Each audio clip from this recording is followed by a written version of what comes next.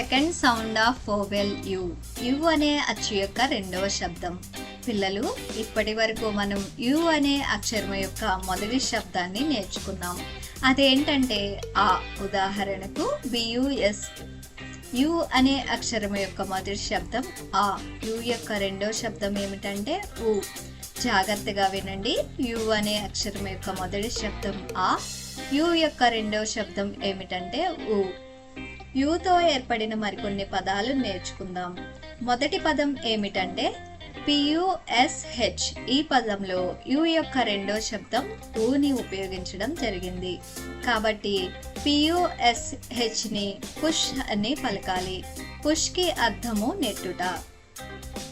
అదేవిధంగా ఆర్యుబివై. దీనిని రూబీ అని పలకాలి. రూబీ అనగా ఎరుపు రంగు మణి. Third sound of vowel U. U అనే అచ్చు యొక్క మూడవ శబ్దం. పిల్లలు, ఇప్పటి వరకు మనము యు అనే అక్షరం యొక్క రెండు శబ్దాలను నేర్చుకున్నాం. యు యొక్క మొదటి శబ్దం ఆ. బస్ పదంలోని ఆ. రెండవ శబ్దం ఉ. పుష్ పదంలోని ఉ. ఇప్పుడు యు అచ్చుతో ఏర్పడే మూడవ శబ్దాన్ని నేర్చుకుందాం. పిల్లలు, యు యొక్క మూడవ శబ్దం ఏమిటంటే యు. డ్యూటీలోని యు. పదండి, యు యొక్క మూడో శబ్దం యుతో ఏర్పడిన మరికొన్ని పదాలు చూద్దాం. అవి ఏమిటంటే డియుఈటి. దీనిని డ్యూయట్ అని పలకాలి.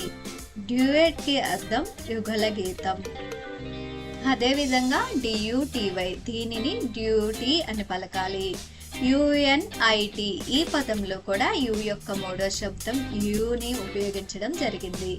కాబట్టి దీనిని యూనిట్ అని చదవాలి.